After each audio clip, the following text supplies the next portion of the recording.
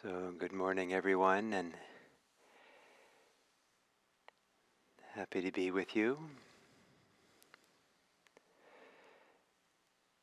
And the topic for this week has been compulsive desires, really of all kinds.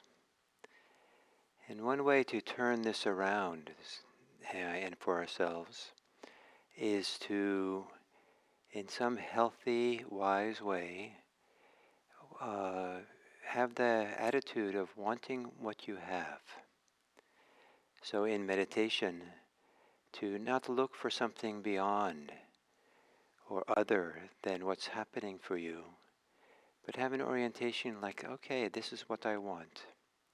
Now, of course, there are plenty of things which are um, not desirable, not that are painful, difficult, that might be happening as we meditate. But this attitude of, okay, this is what's coming, so this is what I want, not in order to suffer more, but to begin discovering a whole different attitude or way of being in the world that's not driven by wanting something other than what is.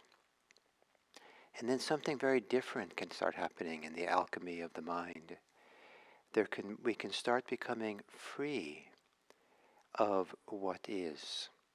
So it's not celebrating or appreciating or necessarily or validating what is happening, but rather, okay, this is what's happening, this is what I want, so that I can become free, so that I can find this place of clear recognition, open awareness, luminous presence, where maybe in a sense the awareness is bigger than what the details are of what's happening.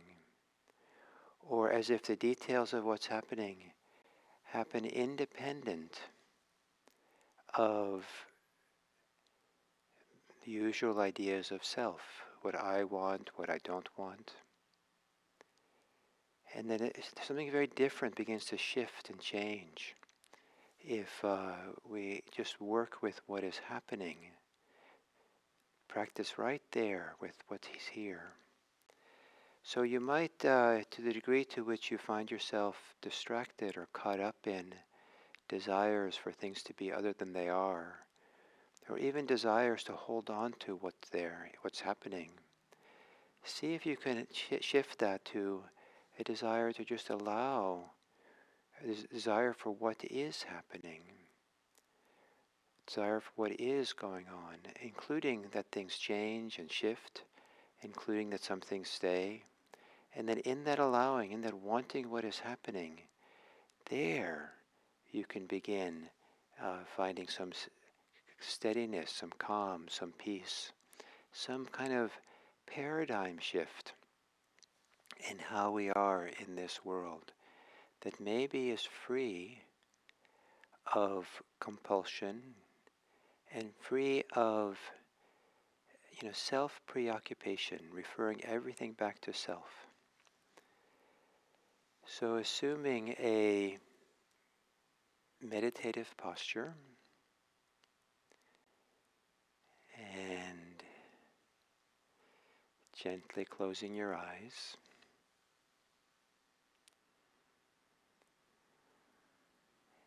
And if what I just said seems a little troublesome for you, or you have ideas that too difficult for you, or if it can't be right, it's okay. Maybe instead you could smile, a gentle smile, inner smile, at the delight of questioning, looking deeper at this whole world of desires that human beings live in. That this is a time to appreciate yourself and appreciate the possibility of observing desires in yourself and, and considering, yes, there is an alternative. And that alternative might be um, to take a few long, slow, deep breaths. And as you exhale, to settle in to just what's happening here now.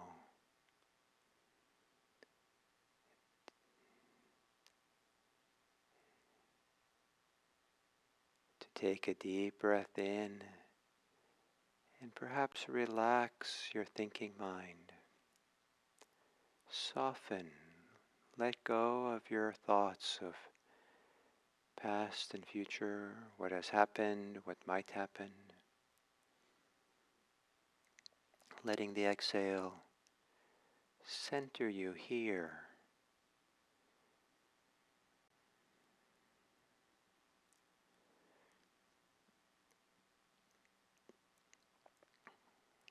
Letting your breathing return to normal.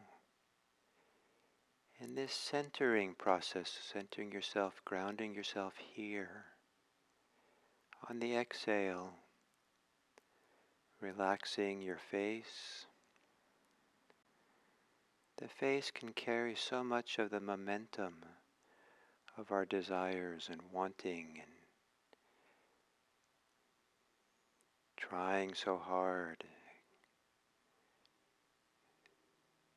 bearing down, tightening up, and give the face a chance to take it easy, to relax, to not always be at the service of our mind's desires and aversions. Softening around the eyes, the jaws.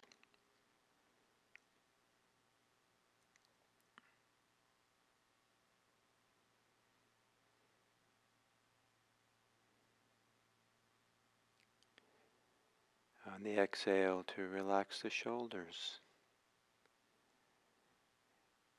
When the shoulders are tense, they're under the control of our minds, the tensions in our minds. And to give the shoulders a chance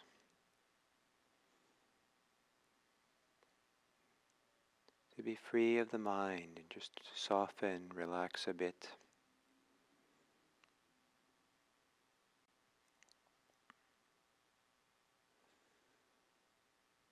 And the same with the belly. Maybe as an act of generosity, to let the belly move in the direction of relaxation, softness.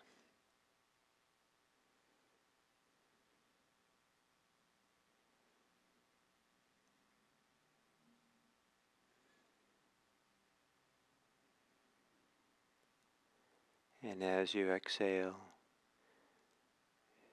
to soften the mind, relax the thinking muscle.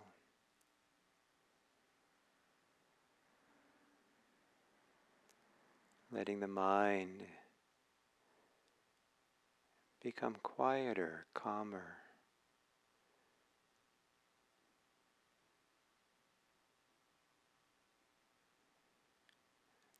Or making space, broad, expansive space,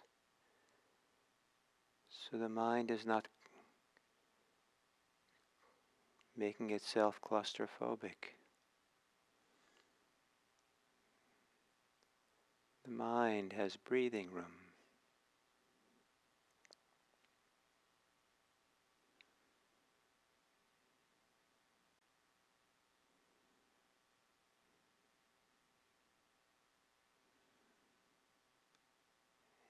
And then becoming aware of the body breathing.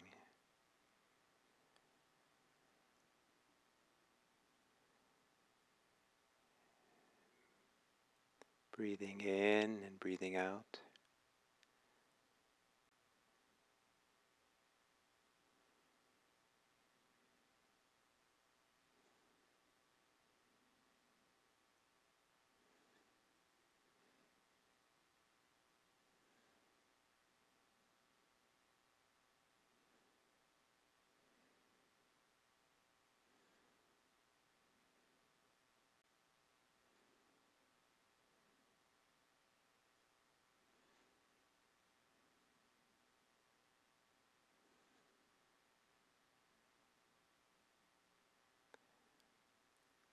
And see if you can find a way to be intimate with your breathing without clinging or pushing or strong desire, whereas you simply want what's already here, want how things are right now as you're with your breathing. If you're distracted, in a certain way, want that as well, but not to hold on to it or succumb to it, but so you're not fighting it, but rather being mindful of it without the need for it to be other.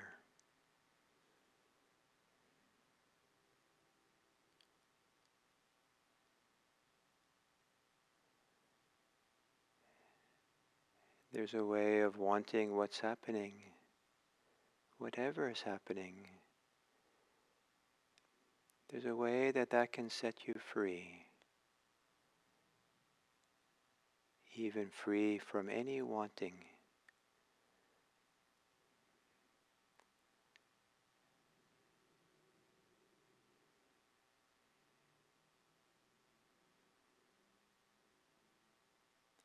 Breathing in and breathing out. Here.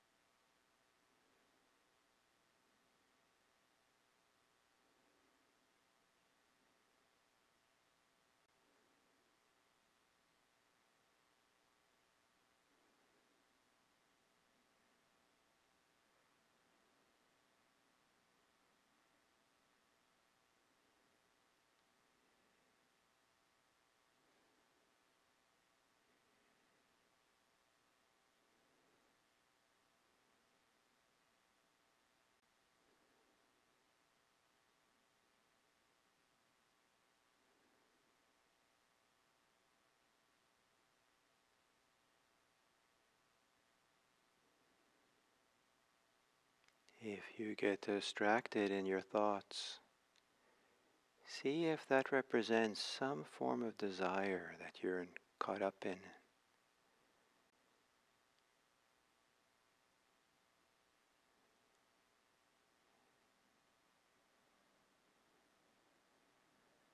See if you can let go of that desire to return to wanting just what's here, being content with what's here, so that you can be free in the midst of life here.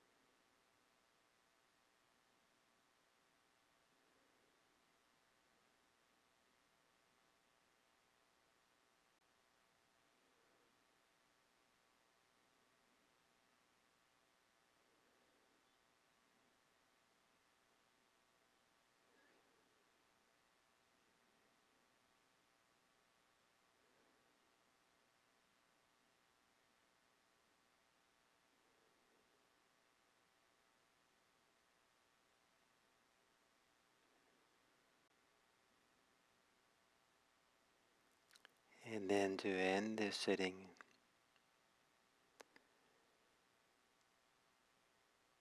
is there some way that you can be deeply content just with what is happening at the moment? Some way that you can put aside desires for anything else to be different, putting aside any attempt to change what is. And even imagining that you could do so. Is there some way that that enables you, allows you to respond to the world around you in a new way, in a way that maybe is more open, a way that is free of clinging and aversion, a way where you're not asserting conceit, asserting how it relates to me, myself, and mine. And in this contentment, in this willingness to abide in how things are, can that be a source for love, for care, for kindness, that has those qualities of non-assertiveness, defensiveness,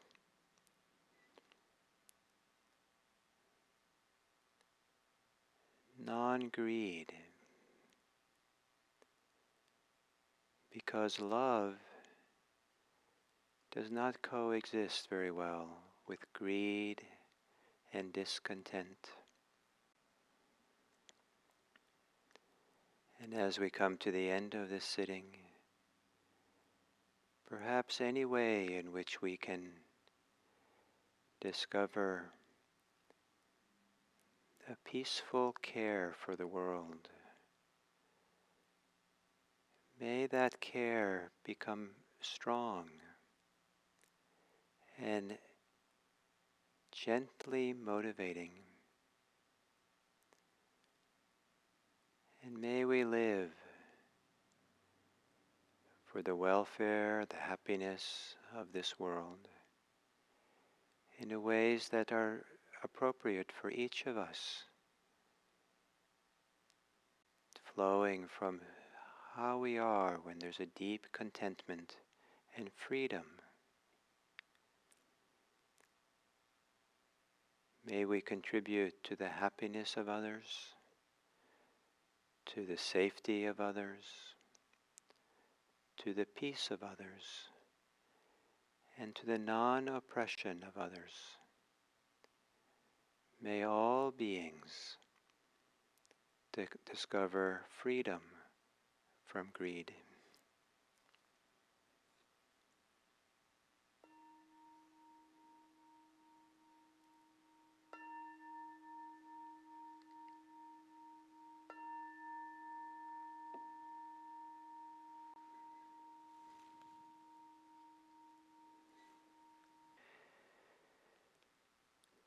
So we come to the last talk about greed and non-greed. And I can imagine that it's a difficult topic, partly because desire is so integral to being alive as a human being. And it can feel incomprehensible to not have the assertiveness of desire, the compulsion of desire to have things be different, to want something different. Or it can be inconceivable not to try to hold on to what is happening.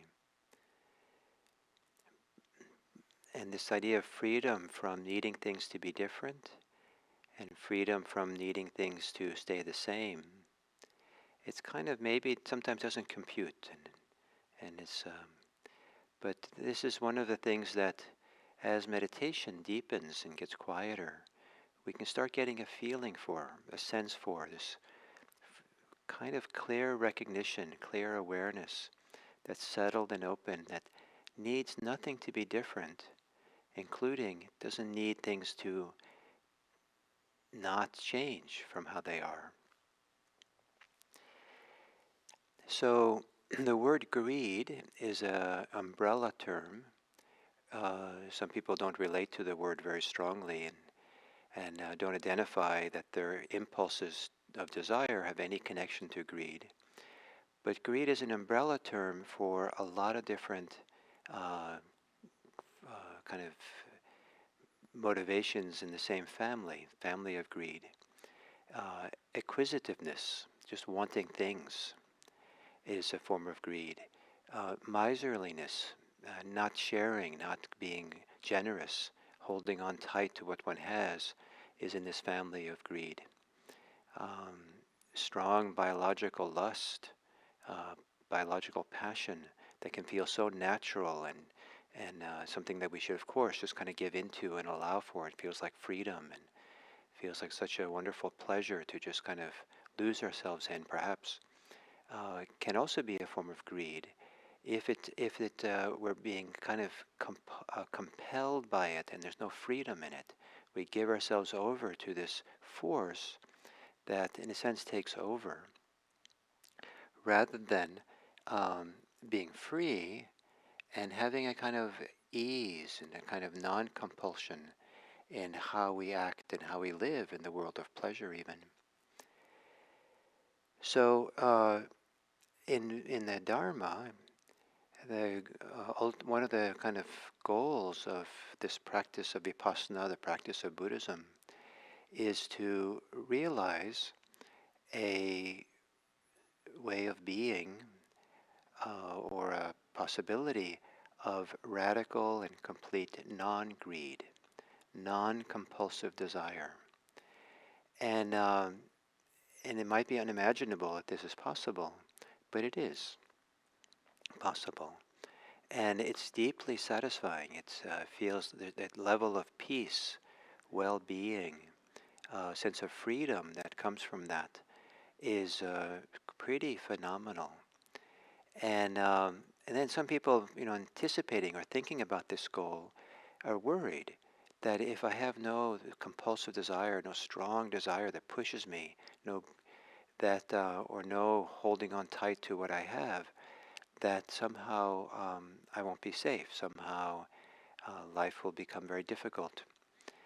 And so maybe it might have some truth to it. It's a little bit hard to know how everybody lives their life and the conditions, their challenges that they're living under. But certainly we don't want anyone to be harmed by non-greed. But non-greed has this wonderful quality that the absence of greed is the absence of states of mind that eclipse the deeper goodness within us. They obscure the deeper movements of generosity, of contentment, of love, of a kind of a deep faith in the possibility of freedom. And this capacity for living a generous life, not because generosity, we feel compelled to be generous, not because um, but rather that generosity is the kind of generosity of, if a person has two hands, the generosity of the left hand washing the right hand and the right hand washes the left hand. That there's a kind of unself-consciousness in the hands. There's kind of a coming together. Clearly, they need to be two distinct hands so they can do the work, but they become one. They become somehow not separate. And so, in generosity, there's a coming together of the giver and the receiver, and also the gift, what's being given. And so, it doesn't become something that's self-centered. It doesn't become something where it creates a kind of a hierarchical distinction between me, the giver, who's special, and you, who's the one who needs something, and you better be thankful for what you've done, what I've done for you. there's a kind of a softening and letting go of any of the barriers or clingings or holding on that that gets in the way of a sense of mutuality or a sense of this kind of simplicity, where it's just the right and left hand coming together to do the work of cleaning. And so this simplicity and naturalness almost of generosity that comes from some deeper place that cannot come from a place of greed. And part of this is that greed, the compulsive desire that in Buddhist understanding psychology, it always comes together with clinging, with grasping at something, with compulsion where there's no freedom. And clinging and grasping are a form of suffering. There's a kind of a tightening, a constriction, a tension that comes along with clinging and grasping. So greed always comes with suffering, even if the promise of greed, the excitement of greed, acting on greed, might be pleasant or has a promise of pleasure in it. The fantasies can be pleasant. There's something in and of itself in the greed, if we really pay attention carefully, that it brings suffering. And not only that, it brings a kind of alienation from this deeper goodness, deeper wellsprings of love and contentment and generosity that lives waiting inside of us, that is not really us. It's not really what we usually identify with, me, myself, and mine. It's more like, in Buddhist terms, it's like the Dharma that lives within us. And so it's not like exactly ours, but it's not apart from us. And so greed always comes with clinging, and the freedom from greed comes from the freedom from clinging, the freedom from grasping. And that feels so good to be free of that tension. And then it gives rise to a whole other orientation of how to live in life that maybe is really foreign to the thrust of living that most people can live in this world. So it could even feel disorienting or frightening or undesirable to have this lack of clinging, because so much of how we normally live is based on clinging and grasping. The other thing that greed always comes along with, it comes along with conceit. It comes along with an assertion of self, of it's for me, or I want this, or I'm going to keep this for myself, and I'm going to grab it for me. And this self-assertion into the world is also a form of suffering. It's also a form of sometimes of asserting greed and desire in the world causes a lot of harm in the world around us as well. Either directly we can see it, but also many of it's indirect. The ripple effect of our consumerism, for example, that's based on greed. The ripple effect of greed, the greed of capitalism, how it affects so much of the world. As part of the suffering that greed kind of spreads out like a disease almost. And so to learn, to discover again through maybe meditation or some other means, that it's possible to live and live well and happily and successfully without this self-assertion, without, it's kind of like, I don't know, what occurs to me, it's kind of like um, having a bicycle that maybe one of the brakes or is kind of always kind of misadjusted, and it's always rubbing against the tire, the wheel. And so you have to pedal harder and forcefully in order to get the bicycle to roll. But and that brake that's always against the wheel is a little bit like this self that we always carry with us. And so the rubbing of that and wears all kinds of things out. But to undo the brake and allow some deeper well springs to come up that are defined by the absence of greed, the absence of hatred, and the absence of delusion. And this is a beautiful way of living. And so the absence of grace absence of greed, maybe for some people will feel like a kind of a grace, living a life of grace. And for other people, it's living a life of love or generosity. Some people it feels like living a life of freedom. And so it's well worth taking a deep look at this world of greed, how it works for us.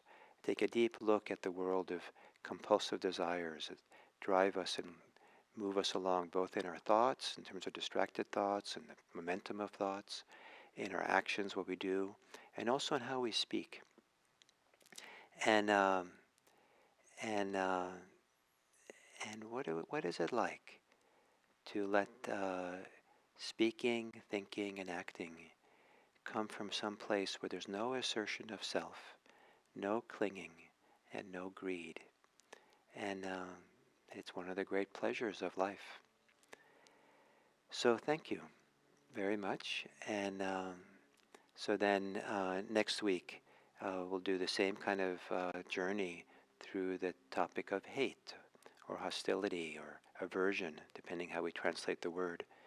And so I look forward to that. And finally, I'd like to say that there's a kind of announcement about IMC.